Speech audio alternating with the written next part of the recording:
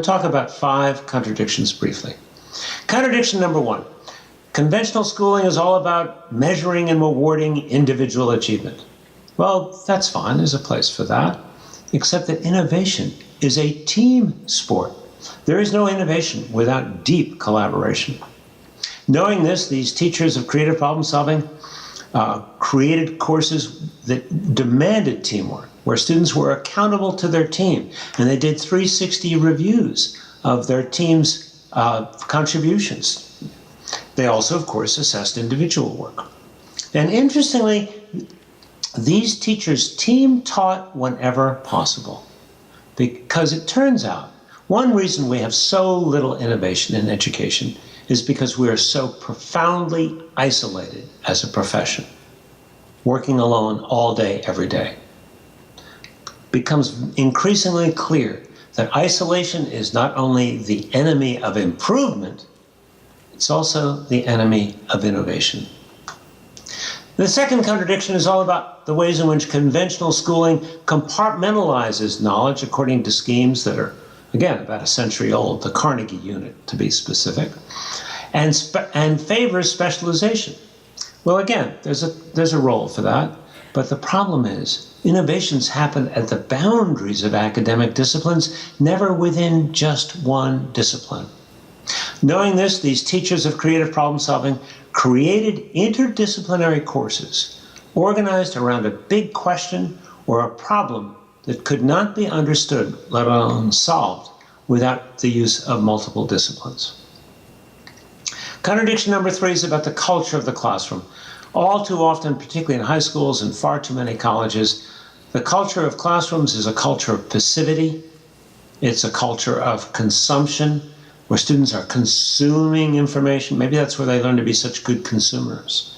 And it's a culture ultimately of infantilization.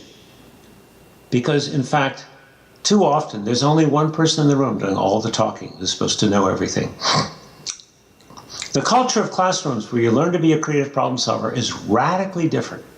It's a culture that emphasizes creating over consuming. It's a culture that emphasizes doing, experimenting with trial and error.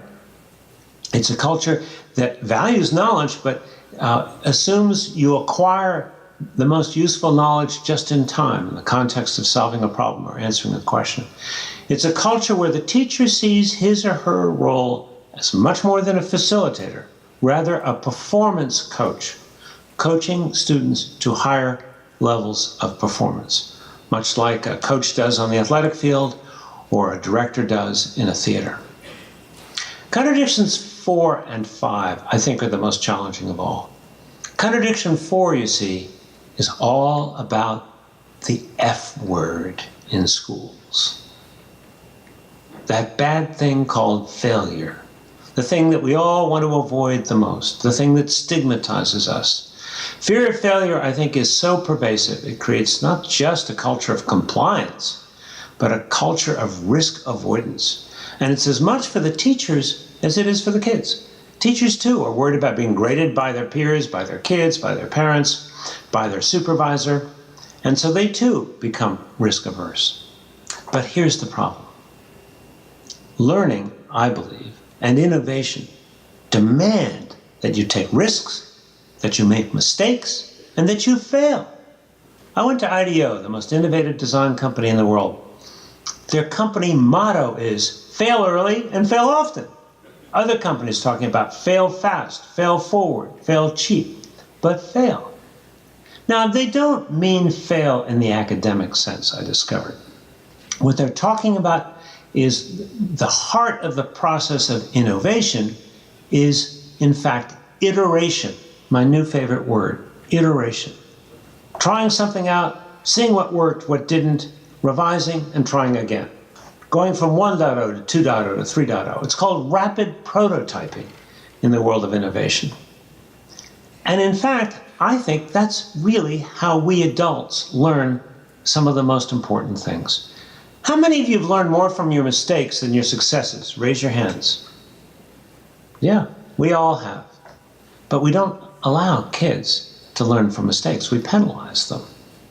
You know, you think about it for a moment. How did we learn to talk? or to walk? What if somebody had said to us, I'm sorry, you can't walk until you're able to walk in a straight line, none of this crawling stuff. And you can't talk unless you can talk in complete and grammatically correct sentences. And we're definitely not going to allow bicycle riding because we know you're going to fall and skin your knee. Learning, real learning, is a process of trial and error, where the error is not considered failure, but inherently a part of the learning process. Now, the way the teachers in these creative classrooms,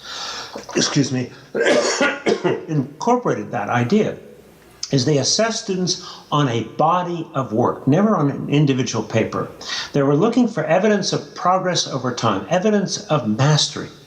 You know, really, the only 3 grades I can justify, the only 3 grades I've used in recent years, are A, B, or incomplete. A B is my performance standard that I expect of every single student.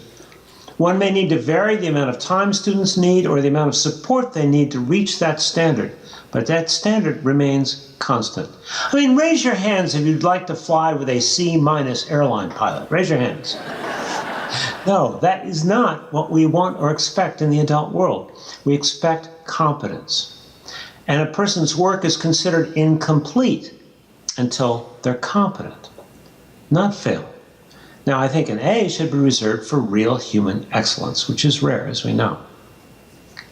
So I think one of the critical issues for us as educators is how do we get the F out of the classroom and understand that all learning is a process of iteration and learning through trial and error. But let me get to the last contradiction, because I think it's equally important. You know, we rely heavily on extrinsic incentives to motivate learning. And motivation is one of those skeletons in the closet of education that we rarely talk about. How do we motivate kids to do their best? Well, not through fear and bribes, it turns out. You know, all of these young people whom I interviewed told me they did their best work in school, not for the grades, but because it was work worth doing. It was intrinsically interesting work.